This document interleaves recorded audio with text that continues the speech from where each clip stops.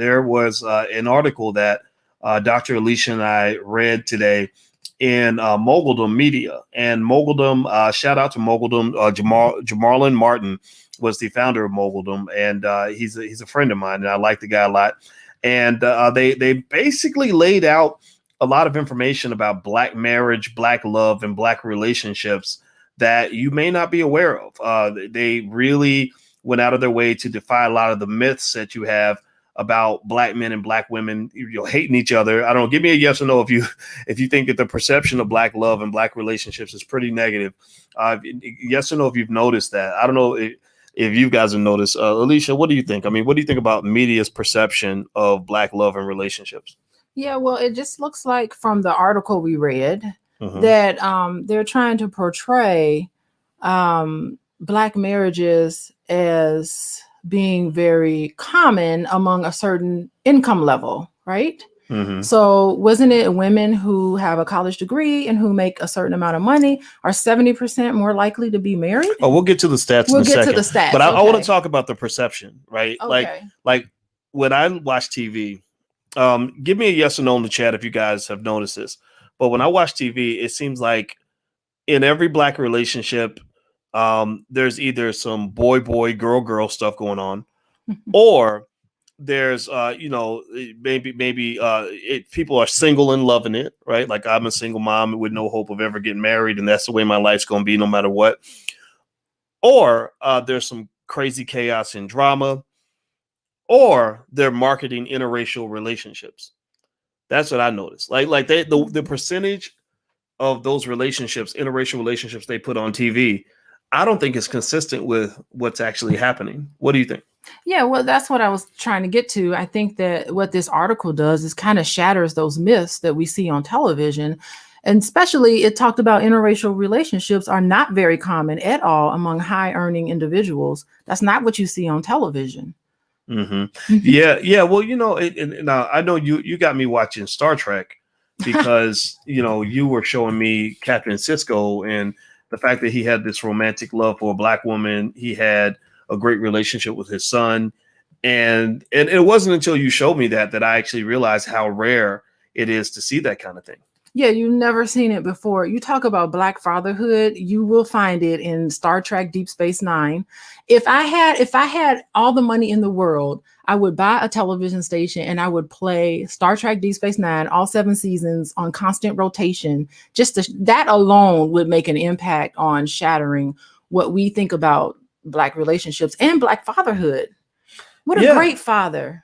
Yeah. Well, I'll tell you what, we're going to read some of the data from this article. I think it's really worth taking a look at because you're really talking about, a lot of misinformation, a lot of myths about Black marriage and Black love that I think people should be aware of. So let's get it started, shall we? Okay. All right. So this article's in Moguldom, and the title of the article is Fact Check: 83% of Black men earning $100,000 annually marry Black women. And here's what it says. They said there are many myths about Black marriage. Some claim that Black men are married at higher numbers outside their race. Others claim that Black women just aren't getting married. Another myth claims that successful Black men aren't marrying Black women. For the latter, the opposite is true. Black men who earn $100,000 or more are marrying Black women, according to an analysis of the U.S. Census data and other figures. A Yale University study found that just 42% of Black women were married. Researchers Ivory Tolson, who's another friend of mine, and Bryant Marks of Morehouse College questioned the accuracy of that study. So what they did was they went back and according to Tolson, he said that 42% figure includes all Black women 18 and older. So he said that what you need to do is reduce the age range to ages where you expect women to be married. That makes logical sense. Who's right? marrying at 18? Right. Ain't nobody getting married at 18 like that. I mean, a few people, but it's not that. It's not smart. And it's not very common. People are married that age. Exactly. So it said after an analysis of data from 2005 to 2009, Tolson and Marks found that 75% of Black women marry before they turn 35. So let's start there. 75% of Black women marry before age 35. Give me a yes or no. How many of you are surprised by that statistic? If you're surprised, type yes in the chat. If you're not surprised, type no in the chat. I'd be curious to know what your thoughts are on that. What do you think? Were you surprised, Dr. Alicia? I'm not surprised at all. It makes sense. I mean, all of my friends and the people that I know, we sit around and we talk about, good grief, how come we don't see ourselves on television? And I usually say there's tens or hundreds of thousands of us all over this country. You know, there's plenty of us. We have no way of connecting with each other. And I will say that where television gets it wrong, I think like social media and a whole lot of social media sites that I've been exposed to, they really show like Black relationships doing well. Like I see a lot of positivity in social media, if you can believe that, Boyce. You see positivity in social media? Yeah, with Black marriages. And there's a lot of sites that I follow, a lot of social media sites that I follow or pages that I follow, and they show Black marriages in a very positive light. So I see that every day. But when I turn the television on, I do not see what I see on social media reflected on the television. Interesting. Well, a lot of stuff in social media, it can be whatever you want it to be, right? It can be positive. You can find positive stuff or you can find negative. So I guess the internet kind of becomes whatever you choose. Well, what I like about it is that I can find, like if I turn a television on and I want to find positive images of a Black man and Black woman together, I can't find it. I don't predict that programming, but I think like on social media, if I'm actually looking for, okay, positive Black marriages, healthy Black marriages, I will get dozens of pages that I can follow that'll just have pictures and videos and discussions relevant to me in my day-to-day life. I can relate to that much better. Interesting. Okay. So that 75% number doesn't surprise you. It doesn't surprise me based on where I am and the people I'm around. It doesn't surprise me. And I think that like there's been like some false discussions or I would say some stereotypes about Black women that I've heard that I don't think is all that accurate. And I think it's time for us to just start changing our mind about Black women. So you think Black women are perfect? Black women are marriageable. Yes, they are. That is true. That is true. Well, what about the fact, though, that 76% of all Black women grow up without a father? You don't think that plays any part in their relationships with men? I think those Black women are healing. And they're healing through their partner. You can't change your background. You can't change the fact that your father wasn't there for you. But I think that right now, in this day and age, you can definitely heal through your mate. Okay. Heal through your mate. Yes. All right. Let's give a shout out to Black women. Type hashtag Black women in the chat. Let's show our love for Black women. Put a hashtag Black women in the chat. Also, this is the blacklovechannel.com. Go to the blacklovechannel.com if you want to see healthy conversations from experts on Black love and relationships, things that are going to make us better and stronger and love and focus on our positives as opposed to our negatives. So if you're into that kind of thing and you love Black women and you love Black men, then the Black Love channel is for you. So the URL is right there on the screen. If you could also please hit the thumbs up button if you haven't done it yet. So let me keep reading here. There has been a long belief, and stats seem to back it up, that Black women with higher education have a harder time getting married. But, quote, Black women who finish college actually improve their chances of marrying rather than lowering them. Among Black women, 70% of Black college graduates are married by 40, whereas only about 60% of Black women with a high school diploma get married by that age, according to Tara Parker Pope of the New York Times. Does that stat surprise you that having more education actually increases the odds of a Black woman getting married? What are your thoughts on that, Dr. Lee? I mean, it's my thought on it is that it's not just Black women, it's just people in general. People with higher education are more likely to get married. Why do you think that is? Well, it's several reasons. Number one, if you don't have your money and your life together, you're not going to be more likely to get married anyway. But if you're able to put the commitment in that it takes to get a college degree, then chances are you're able to put the commitment in and have what it takes to get married, to have a sustainable relationship. That's just how it is. Okay. Okay. All right. So let me keep reading then. For Black men with a college degree, scratch that. Let me get back up. I got ahead of myself. Black women with a post-secondary degree have more of a chance to marry than white women who dropped out of high school. That doesn't surprise me. That doesn't surprise me. Well, you're comparing extremes, right? Yeah. Black women with a personal annual income of more than $75,000 are more than twice as apt to get married as white women living in poverty. Why are they comparing black women with money with white women who are broke? Seems like you would take the money out of the equation and make it just income neutral. It sounds like they're stretching a little bit on that part of the study. What do you think? Yeah, it's really interesting. I mean, like, even like the type of issues that black marriages have. Okay, so in my private practice, I work with black couples, I work with white couples, I work with Hispanic couples. And I will tell you, like, the issues that they come to me with don't range very much. Like, I don't see much of a difference. Like, there's not one issue that couples face that is solely a black issue. You know what I mean? All couples deal with communication. All couples deal with lack of intimacy. All couples deal with dealing with kids and blended families. Like, all of them deal with this. They're coming into therapy with the same issues. Like, I don't see much of a difference being this is a black issue, this is a Hispanic issue, this is a white issue. Like, I don't see how things are way more profound for black marriages than they are for any other marriage. That's not what I'm seeing in my practice. Oh, okay. I just got triggered. You want me to tell you what happened? What triggered you? Let me show you the comment that got me triggered a little bit. I want to address this. Tap dancer. I put it on the screen. So tap dancer, whose screenshot happens to be a coon. So maybe I shouldn't respond to coons. I don't know. But tap dancer says, dude, stop simping. And I think that triggered me a little bit. Why are you triggered by what somebody you don't even know said? I'm kidding. I don't know. It didn't trigger me. You know what it triggered me about? It triggered me about the fact that you have a lot of young guys that never learned what manhood is. And they think that publicly expressing love for a black woman is simping. Well, go to his page. Can you get to his page? Let's go to his page and see what he's about. I can't get to his page, and I don't have time for it. I'd like to troll back and just see. Let's look him up and see what he's about. We are not going to troll tap dancing. No, because he's a tap dancing coon. We don't troll tap dancing coons. but I think that if you want to talk about something that, when you talk about the impact of white supremacy and racism on black people, the idea that they've trained so many black men to really hate black women means they trained you to be weak. They trained you to annihilate your own existence because we can't exist without a black woman. So tap dancer must spend most of his time watching television instead of like getting into his own positivity.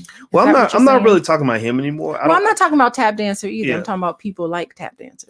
Yeah, I think that. But the thing is, I've seen that, right? I've seen men who got the wrong message about what it means to engage with women and what it means to engage with the world. And I believe a lot of it's because they don't have fathers. But I think that 76% statistic is important for the men and the women. I see a lot of men, they don't know what manhood looks like. They think manhood means that you're always like hyper masculine. You're always like banging over you, like you ready to gang bang over bacon in the morning, like at breakfast. Like you just always smoking a blunt with a gun in your hand, with a liquor bottle in the other hand, ready to go and have sex with as many women as possible, make a bunch of babies, dump them off in the street. Like they don't because they learn manhood from stupid ass rappers who are basically living on a death wish. Like they never really had a father who could show them the balance that comes with manhood. That says, there are times where you have to be masculine, but there's times when you need to learn how to be gentle. And you have to be secure enough to know that it's okay to be gentle and still know that you're a man. And you know what else? I bet people like Coon or whatever his name was, Tap Dancer. I bet people like Tap Dancer may not have had a father, but I would also say people like Tap Dancer has a lot of mama issues. You mean like mad at his mama? Yeah, I think he may have had some mom issues because in any form or fashion, if someone wants to say something positive about a black woman and then their reaction is automatically you're simping because you're saying something positive about a black woman, then he probably has some issues with women. That's true. You know what? It reminds me of like how you have some of those pastors who hate gay people.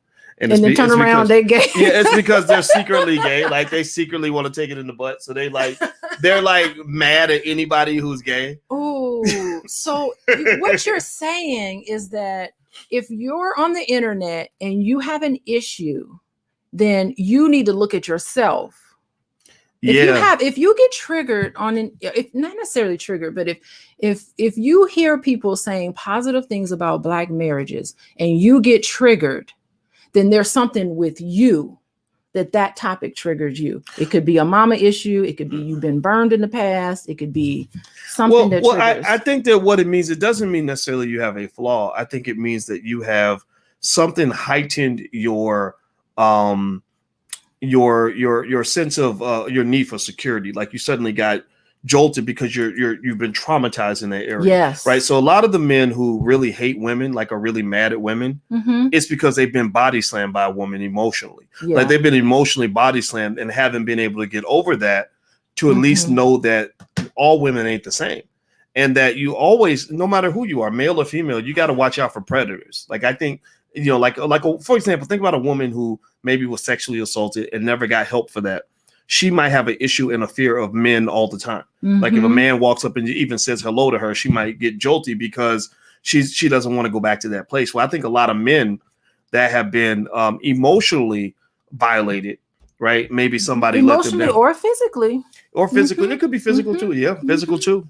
Right. With I don't know. And you're the therapist. You have the license and all this stuff. But I'd be curious to know what you think about that theory that a man that a lot of the men who just seem to really have a major issue with Black women, they see them as the enemy because there's this unaddressed trauma that they've had in their life. Yeah. And so usually, like, now I did talk about the positives of social media, how if I'm looking for positive Black images, I can type it in the search and I can find it easily. But also if I was just looking at Black women are terrible, if I really wanted to look for it, I could put that in the search engine and find that. And so like when I see that sort of negativity, I look on it and I think that perhaps there's a sense of talking down about Black women.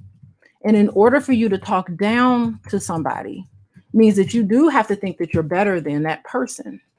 Okay.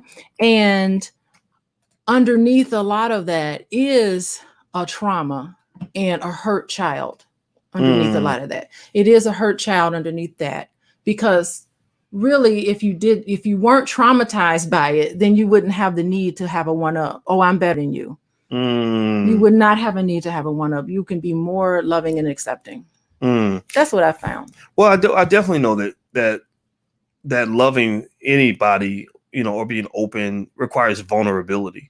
And a lot of people will put up walls because they don't want to be vulnerable because they've been traumatized, right? And they're scared, right? So I can see all of that, And so anyway, let me keep reading here. Do me a favor, hit the thumbs up button, hit the share button, hit the subscribe button. And also, by the way, there's a love and money curriculum at the Black Business School. If you are into that kind of thing, if you want to understand how love and money and relationships kind of mix. So feel free to go to the blackloveblueprint.com. We also have a film series with a bunch of relationship experts that kind of help us dissect the pending war between Black men and Black women, which really isn't a war, but there is a war in certain segments of our society. So we're here to end the war, though. I don't want to be a part of that.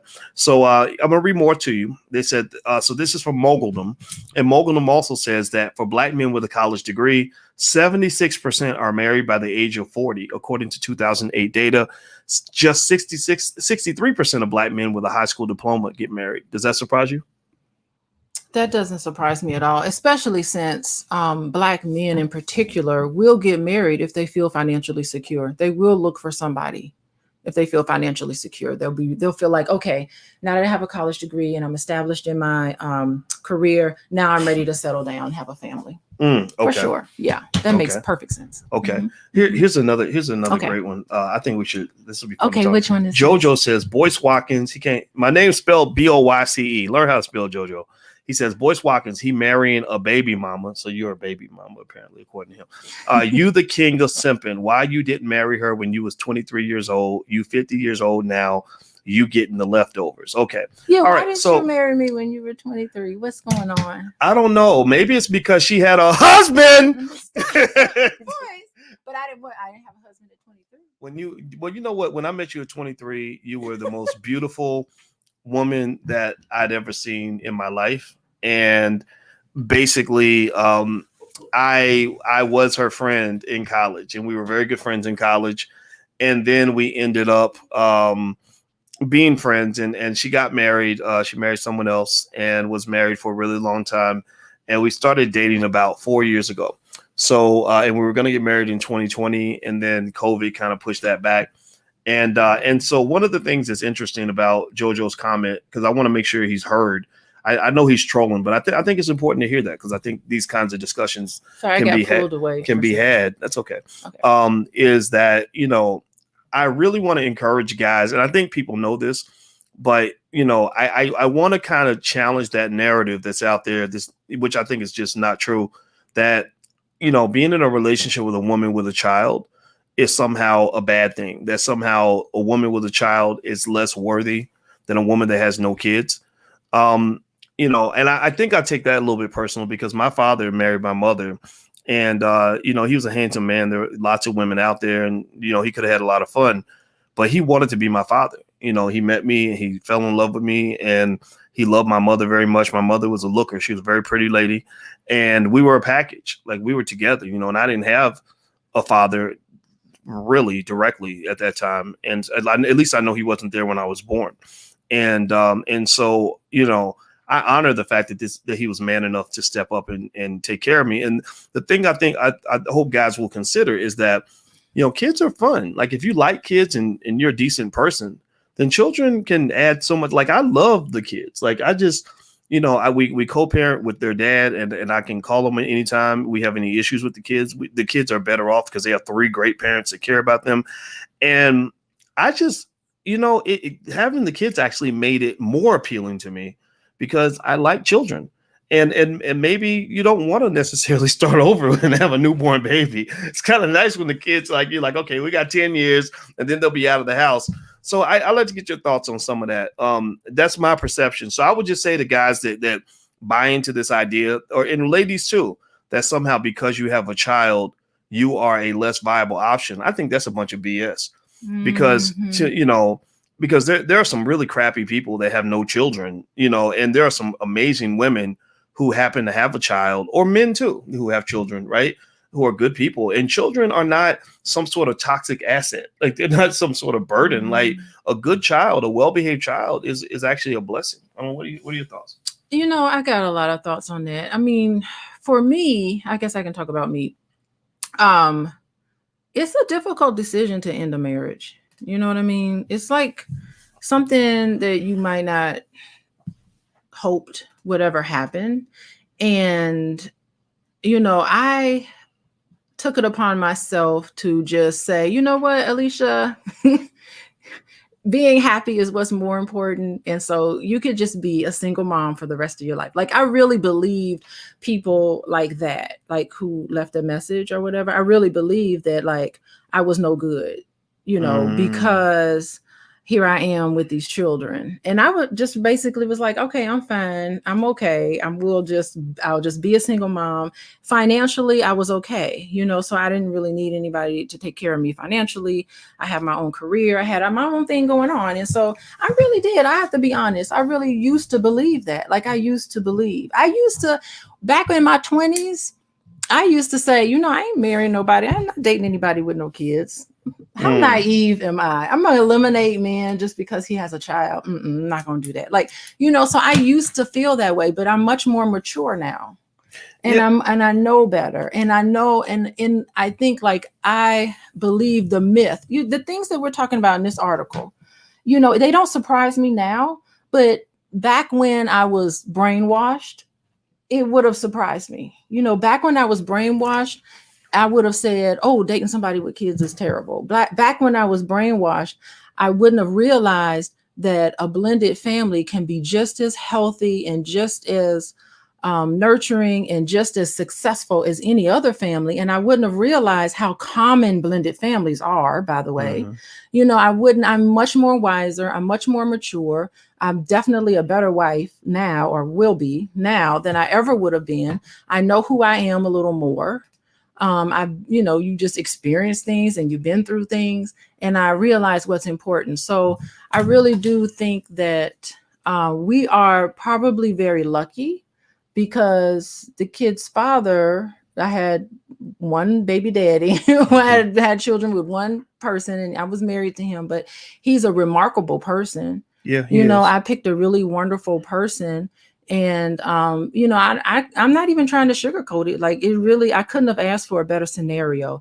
And I never would have known that you, Boyce, my little friend, had this other side to him, this sweet little darling side to him that I didn't see before. Mm-hmm. And I swear to God, I never thought you were ever interested in me. Like, when we met, I remember when we met in that library and you called me on the phone and all you did was talk about your new girlfriend. Yeah, but that was really. So with that, I was like, he doesn't we'll me. talk about it. We'll talk about our relationship later. But that was just me. You know, at that stage in my life, I didn't know really how to talk to girls and approach the girl I really wanted to date. You know, I really liked you. I just didn't know what to say. I didn't know how to. You know, I had nobody ever really taught me how to talk to women. I learned that literally when I was 30. That is so funny. And I think what's like really interesting too is that like all my friends thought we were dating, and they never, you know, I didn't know that. Yeah, let's dating. Let's move on. Let's move on. Yeah, let's move on. But yeah, I would say that that, you know, I guess people can do what they want to do, but I wouldn't, you know. I think that this idea that Black men are so immature that we only show up for the vagina and we don't want any of the responsibility. I think that kind of makes us look kind of bad. I don't know what you guys think, but I think the Black man has in media, we're given this negative reputation that we're not capable of handling responsibility. And I'm big into masculinity. And I think that masculinity means that, yeah, I got this. I'm going to have your back. Yeah, I'm going to be sturdy for the family. Yeah, I'm going to take care of the people around me. And I don't necessarily, you know, I just, some of the stuff I just see from the behavior of Black men is really weird. Almost just kind of. Well, before you move on, I mean, one thing I want to say is that we were talking earlier about fear, how fear keeps you into situations that you shouldn't be in. Fear can stop you from wanting to move on when you need to move on. Because I talked about some relationships do have an expiration date, you know, and fear keeps you in relationships that are past due for a long time past due because you're scared of being you're scared of being a statistic. You're scared of not finding anybody. You're scared of this, you know, and you're afraid, and fear can keep you in situations that aren't good for you. And so I just wanted to say that you can actually find the love that you want, because I did. Yeah, well, and I think you can, but I also say, I think that's an area where our theories are not always, you know, in complete sync. Because I'm a believer in commitment, and meaning that what does that mean? To me, it means that you work on your current relationship as opposed to trying to just start a new one. That if you like, if I can, I'm not saying that I have an issue with people who have, you know, divorces and all that. I don't really care what people do with their lives, but it's kind of like, you know, okay, what's the value of a lifetime commitment if it's not a lifetime commitment? If it's conditional, then okay, let's make it conditional. Let's change the vows. The vows say, not till death do us part. The vows say until unhappiness does us part. Yeah. Right? So that's an interesting definition of commitment. So, you know, another definition of commitment is also doing what's best for the other person. Okay. So I feel that I got to the point where I started to learn myself in a way where I had to do what was best for the other person in the relationship. And that's what I did. That was my definition of commitment. Doing what's best for that particular person meant letting him go. Well, I'm not going to knock it. And that's commitment. I was that committed to it that I knew I needed to let it go. And so I just wanted to say that, like, if you're in a situation that you know is going to be very detrimental to you, sometimes your commitment to yourself and your commitment to doing what's best for the other person does not necessarily mean that you have to stay together. Okay. Well, for me, it's simpler. And aren't you happy? For me, it's simpler than that. If I make a vow before God that says I'm gonna be with this woman for the rest of my life, then I'm gonna literally do everything in my power to make that happen. And you know, that's why I didn't get married, was because I saw commitment as a real commitment. Meaning I have no choice. I cannot back up. I cannot walk out. Right. And now maybe that's now naive. that's a good luxury. Okay, go on. Well, yeah, I mean, but you can, ask me in 25 years, maybe my view will change. I don't know. But I really, like when I asked my father, how did you stay married for 46 years? My father is old school. He keeps it simple. He says, because I didn't get a divorce. That's it. Because I kept coming home every day. And I know some people say, well, no, but that's not good because then you got to be unhappy and you got to be miserable. Well, then, it's like when I decided to go get my PhD, I made a commitment to finishing that program. I was very unhappy. I was very stressed out. I was very much wanting to quit, but I didn't because I made a commitment. So that's kind of, so I think it's a personal choice. It's always a personal choice. I was just going to say the exact same thing. I think it really is a personal choice, the commitment level. I think that there are a lot of people in my PhD program who didn't finish, who went on and lived very full lives. Like they realized that getting a PhD was not something they wanted to do. Like once they got into the PhD program and they start realizing how centers of academia operate. Hold on a second. They start realizing how academia operates, they start realizing I don't want to be in academia anymore. And those people, and those are not my kind of people. Well, I just want to say that committing to something just for the sake of commitment may not be necessarily what's best for you. So for some, and I have reached out to some people who did not finish the PhD program, and they are living wonderful, full lives, and they are very happy that they left. You know what I mean? Because they realize, okay, excellent, this is not the right path for me. And because there was a guy who ended up working for the state as a policymaker. He said, I'm way more interested in practice and doing policy and working for the government. He is he's a brilliant man, would have made a wonderful. So he never should have made the commitment. He should have investigated himself. Right. But I'm not saying you're wrong. Okay. I'm not saying that you can't be happy. Like it's easy. Life is, let me just say this. Life is easier when you don't make commitments a lot of times, because then you got complete flexibility. You can do whatever you want. That's a mathematical concept. In mathematics, I can show you mathematically that a series of equations that minimize the number of constraints, meaning minimizing the number of commitments, it can optimize itself better than a series of equations that have constraints. Commitments are constraints, right? So I'm not saying that it's not more fulfilling and more fun to not have commitments. That was one of the reasons why I stayed very flexible in my life. I did not make commitments at all because I knew the weight of a commitment. Like it's like some people don't know the weight of a commitment. Some people get married because they met a big butt and a smile. They knew that person for a couple of weeks. They had some good sex, and they said, "Okay, I'm gonna make this big commitment for the rest of my life."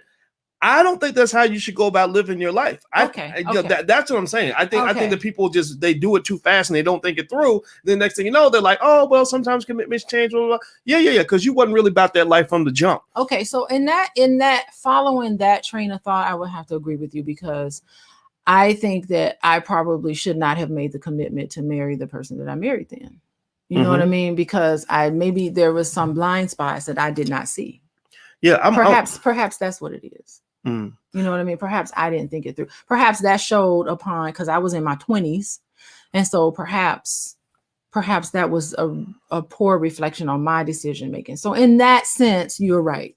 Well, and I don't think it's something you have to take personally, right? Well, it's not personal, but it's just, I want to make sure that people can hear our story and see themselves in our story. I'm not saying it just to talk about myself, but I'm saying it so that people can hear our story and the story in this article, stuff that we're talking about, so that they can, so that they can make their own choices. Well, I agree with Demetrius. Demetrius says commitment is an adult word. It is. And I agree with him 100%. Maybe I'm old school, old fashioned, but I really think people should literally meditate on what commitment means. It's like taking on debt.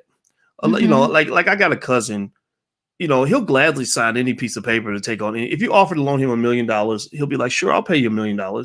When do you need it? Oh, I need $1 million by Tuesday. He'll be like, okay. And he'll sign because the commitment means nothing to him because he's not going to pay you back. Right. He'll commit to anything. And he does that with women. He'll just tell you whatever you want. He'll tell them whatever they want. He'll make any promise. And because he can give you the world as long as it's a fantasy world. He can't give you the 3D physical world, but he can give you the fantasy world. You wanna ride Puff the Magic Dragon every morning to school with $10 million in the bank? Sure, I'll give you that. right? But to me, that's where that maturity piece comes in, you know, because one of the things I got from my father was that manhood means the ability to manifest. Like if I promise you that I'm going to deliver something, I'm really going to deliver that. So I'm going to think carefully. So I used to get beat up on. I used to get criticized because I wouldn't commit. I would have, I would date. I had girlfriends, but I didn't commit. I have thoughts about that. No, right. I'm sure. I'm sure as a therapist. I'm sure as a therapist, you can break it down and analyze it. But I'm gonna tell you what was going on in my head. Okay. My head is I don't commit to shit because I know what a commitment means. To this day, I don't commit to hardly anything. If somebody says, "Hey, can we have a meeting next Tuesday at 10 o'clock?" I'll be like, "I don't know. Let me think about it. Let me see." Because I'm not going to tell you I'm going to do it until I'm sure, until I've weighed it down and really thought about what that means. Right. Then when I'm like, okay, I can do this. Sure, I'll do it. But seriously, I just think when it comes to, I do feel like a big commitment from you, and I appreciate that. Like all around.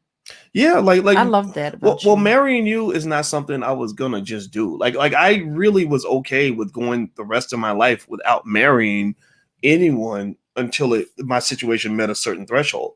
I had a long relationship before you, and I was like, she's great. I just don't want to marry her, but she's a great person. It's a great situation.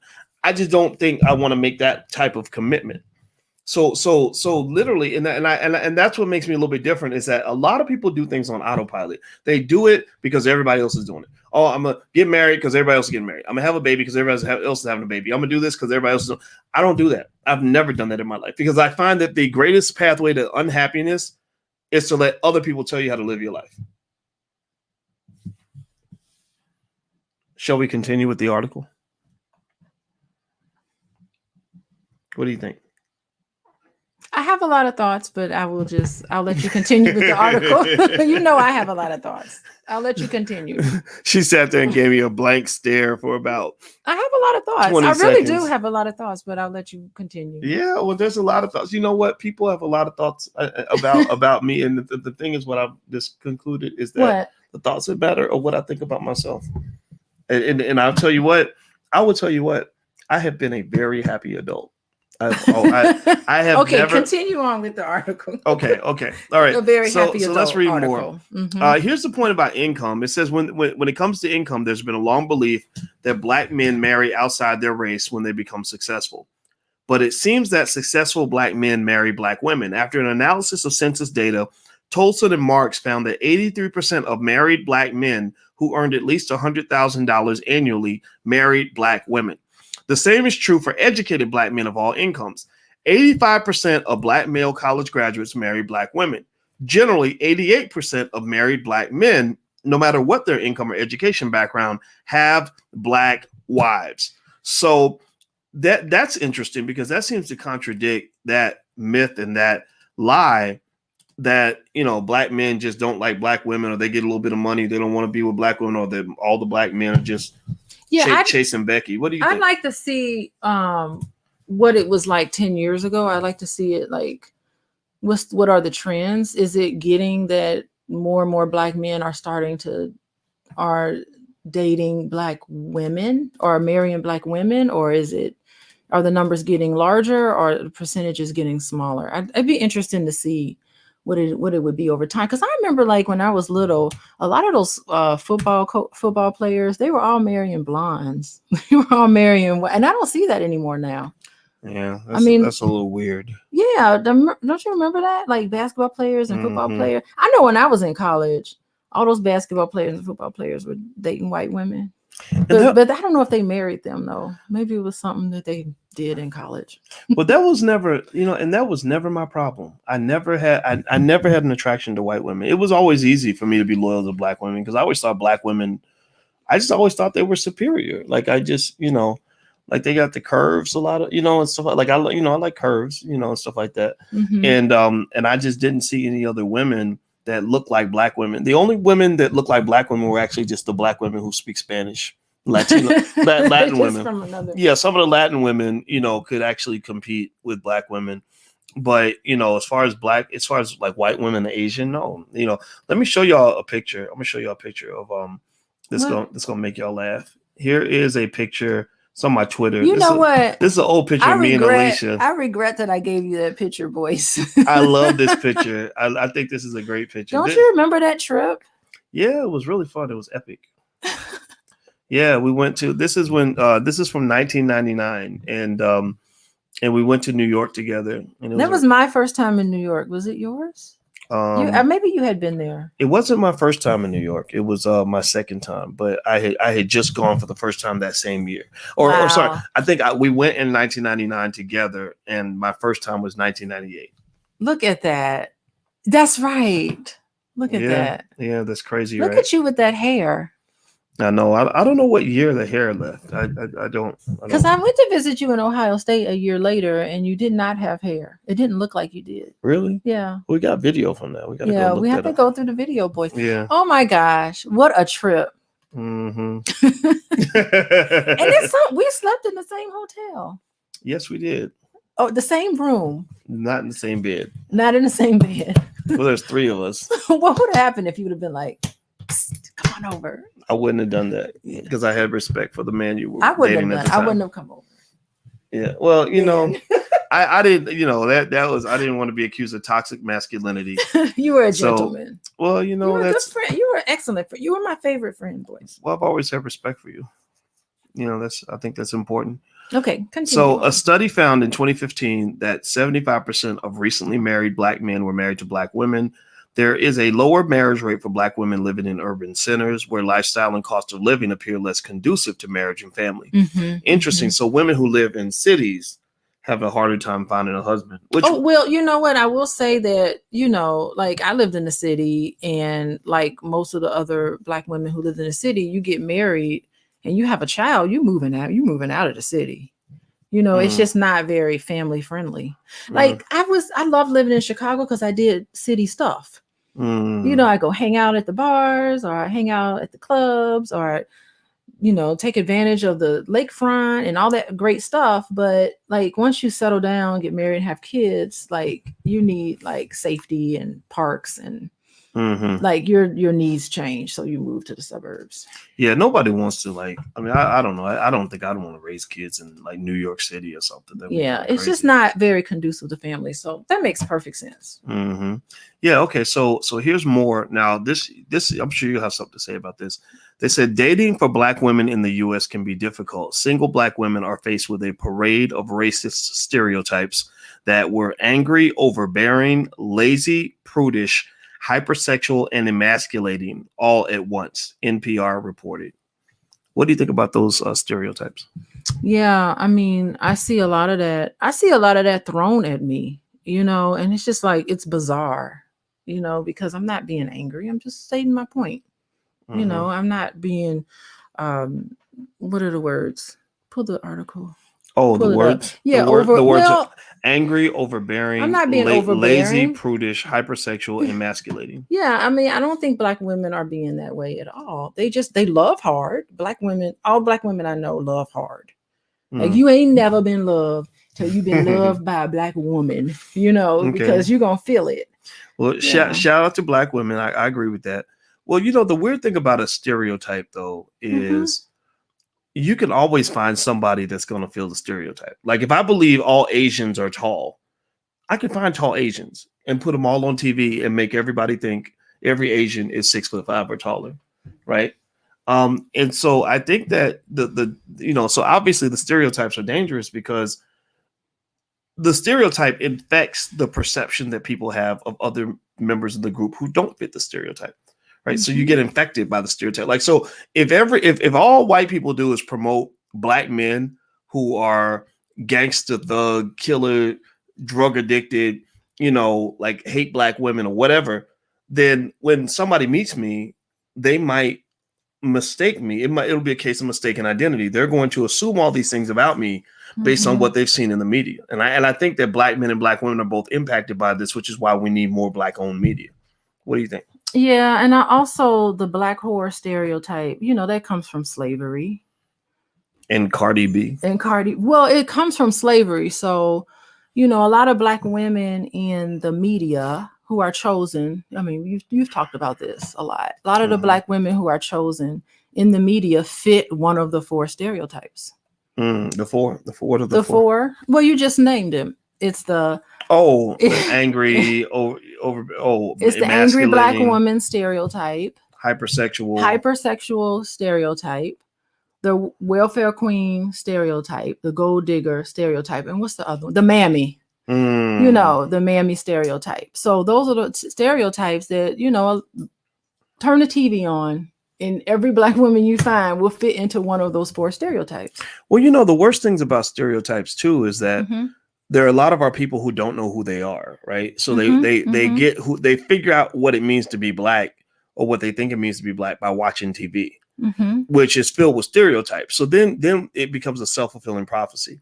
Like, and I've seen that. I've seen people imitate what they see on TV, and they were talking about dangerous shows that are out there that really hurt the image of the black woman, like Scandal, How to Get Away with Murder, Being Mary Jane. And they said all these shows are written by black women. Isn't that interesting? Well, those are the sanctioned black women. You know, there are a lot of black women. I mean, go to Quayle TV and some of these alternative media, but those are the sanctioned black women. And Scandal, oh my goodness.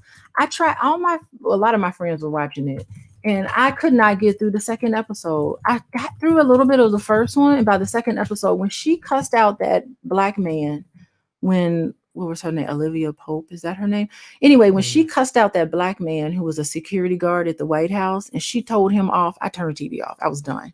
And then what was the other one? How to Get Away with Murder. Oh, there's a scene. I used to do this whole presentation at my university on black women stereotypes and the feminist movement. And I used to do on the womanist and talking about the womanist and all of that. I used to do those presentations back in the day. But yeah, so How to Get Away with Murder, I would play a clip from there where her white husband, there's a clip where her white husband what's the lady's name who was in that How to Get Away with Murder? Oh, Carrie. No, Washington. it's not Carrie Wash. She's on Scandal. It's the other one. Oh, Octavia. No, not that one. The other one. She's the help. Viola Davis. He takes her and he shoves her up against the wall and he calls her a whore and he said, "You amount to nothing." And he just yelled at her. And I play that clip when I start talking about the black man did that to her. The white husband did that to her. Oh, okay. Just talked all of the stereotypes about black women. He went down the line, and I have that clip. I should send it to you.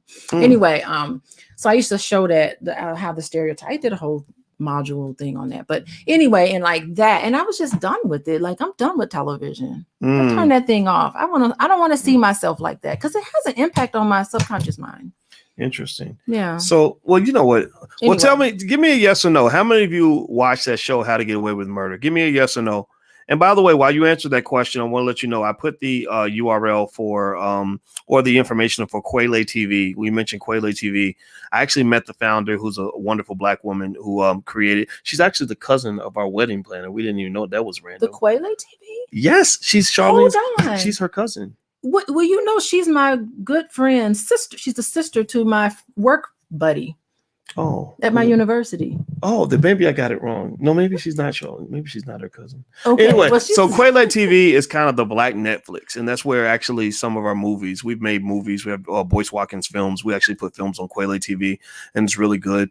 And so we, just in terms of the spirit of buying black and supporting black, check out Quayle TV. They have a great app, and I spelled it in the chat so you guys can see it's KWELI. Also, by the way, Alicia happens to be a licensed couples counselor and relationship coach. So if you want to go take a look at her platform, feel free to go to coachingwithdralicia.com. The URL is right there on the screen. So if you are in a relationship or, want to just sort of understand that process better and want to get some one-on-one help, you can go to coachingwithdralicia.com. That's the URL on the screen. All right. So, so I guess that's everything. So I want to ask you. Also, let me see. I'm looking here to see who watches How to Get Away with Murder. Or no, sorry, Scandal. Scandal. Yeah. I know Roland Martin watches Scandal. He loves it. Okay, Cass says he stopped watching TV years ago. I love farm life, but don't. Okay, mind living off the grid. Okay. Let me see here. See, we got some good people on here. Yeah, these are the good black people. I love it. Yeah, these are the anti-slaves. They got fed up like I did. Well, they I love talking to black people who taking the shackles off. Yeah. Like the stereotyping and brainwashing is so ugly and it's just kind of ridiculous. So anyway, So we're gonna head on out. And someone asked me, last question someone asked in the chat is, what do you think? What's your view on interracial relationships? Some people keep saying that you're biracial. I'm not biracial. Both my parents are black. She's got two black parents. I don't know how black she got to be, but yeah, Alicia's a black woman. So like, anyway, but it's so weird that that's just how I just came out kind of lighter. Yeah, I don't know, because everyone else in my family is dark or brown or just a range. We've got that slave master blood. Well, yeah, all of us do. Somebody was raped. I know I do. I imagine. So, what do you think about interracial marriage? Like, what do you? How do you? I think like to each his own. People should be able to marry who they want to marry. I know I personally couldn't do it, but you know, I don't want to pass judgment on interracial relationships and marriages. That's what I'll say. Yeah, I don't want to step on anyone's toes. I don't think you can judge anybody's relationship, right? I think that's just it's a waste of time. It's kind of tacky. I choose to see it like this in two ways. One, I made a conscious decision to say, if I get married, I'm gonna marry a black woman. There was, because when I talk about intergenerational wealth and black power and all this stuff, the most valuable asset that I own is my life. And so when I share that asset and pass that asset on, which is my life, my legacy, my last name, my wealth, my power, I want that to stay in the black community. I don't want to give that away. Right. So I made that decision to say, no, people say, well, you can't choose who you fall in love with. Yes, you can. I believe you can be very thoughtful and say, I will fall in love with this. I'm opening myself to fall in love with that person, but I'm not open to fall in love with that person. Because I mean, seriously, because if you can control who you fall in love with, you can fall in love with your cousin, but you ain't gonna do that because it's your cousin. That's nasty, right? Or your best friend. You might have a best friend that you don't want to have a relationship with, and you just say, you know what, you're attractive, but I'm not interested. Well, right? See, I'm not attracted to white men. Like, black men have a certain swag. Y'all got a certain swag, man. That it is duplicated by none. So I just it just wouldn't. Shout out to the black man. It just wouldn't get me. I'd be like, this ain't never gonna work because I'm not into you like that. Like, it just wouldn't. It wouldn't work. Just never work for me. It just wouldn't. And I don't know. I mean, all that other stuff. If I was attracted to a white man, I'd marry one. Okay. But I don't like them like that. Yeah, well, I'm just gonna say this. It probably sounds racist. I don't know what people think, but if I was attracted to a white woman, I wouldn't marry her. Okay. Not and I would just have to explain because because of the Biden crime bill, there literally legit is a shortage of marriage age marriable black men. This has been statistically proven. Okay. So my belief is I need to be there for black women. I need to be there for black children. I believe that, right? So that was always my belief. But then the other point of that is I think that there's something to be said. Like, I think it's okay to say that there's something to be said about that black person who only dates outside their race, who like that black man who must have a white woman, or that black woman who must have a white man. Where did you get that preference from? What happened that led you to, because that can be defined as self-hate, because, you're supposed to be attracted to people that are like you, your parent, your opposites, like pictures of you and my mama together. Y'all look just alike, and that's the subconscious speaking, but that's truth, right? You're supposed to be attracted to things that are similar to yourself. So the fact that you find the things that are similar to you to be unattractive speaks volumes about something going on inside your psyche. But I'm not a psychologist. Yeah, it would be an issue. I think that it's an issue if you're a black woman and you can't look at a black man and find him attractive, because that's you. That means maybe you don't find yourself attractive. There's something in you. It's the self-hatred or I want to say like non-acceptance of yourself. There's something there that you are rejecting. And then you're putting this whiteness on a pedestal. Oh my God. Yeah. I can't even imagine. You know what it is? It's like, like, it's like a person who can't stand fat people because they used to be fat.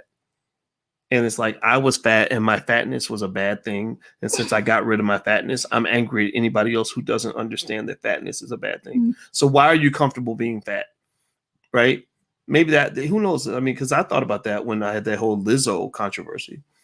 I thought, I used to be big. Like, so what are you talking about? What do you mean I have a bias against big people? But I thought about it. And I said, well, maybe the reason I got annoyed with the promotion of obesity as body positivity is because I don't see obesity as body positivity. I see obesity as body negativity, which is why I got the obesity out of my system. Have you noticed that you don't see much of that? So, that sort of body positivity anymore ever since COVID happened. That's really interesting. We stopped talking about it. They really stopped promoting. Yeah, that's true. You have, Lizzo ain't winning Grammys and stuff and all that. Where is she? Yeah, I don't know. Because that's what's killing Black people during COVID is obesity and diabetes and heart disease. All they talked about. Oh yeah, these pre-existing conditions. Yeah. That's so. I think I was right.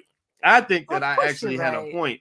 But I think but then again, because white people are going to always be white. They're going to misinterpret what I'm saying. Did white people misinterpret? Yeah, they did. Yeah, white media did. White media collapsed it down to Black men hate Black women, Black men toxic masculinity, sexist, and they put their own spin on it. And did do an interview with me, because seriously, if ABC News was like, okay, we're going to write about you, so we're going to ask you what you think and ask you to explain it. I think there's just some Black people they don't want to talk to because they know that people like me are smarter than they are, and I can actually break it down and actually help you at least consider my point of view. And so it's harder to have a conversation with you than it is for me to just demean you and reduce you to an ugly stereotype or cartoon character. Yeah, that's what I was gonna say. There we go with the mammy. That's the mammy stereotype. The heavyset woman who's she was actually embracing two stereotypes. She was embracing the mammy and the whore stereotype. Yeah, she was a twofer. She was a twofer. You got twofer in one. No wonder she was so popular. Like that's what we're gonna see. That's the order of the day.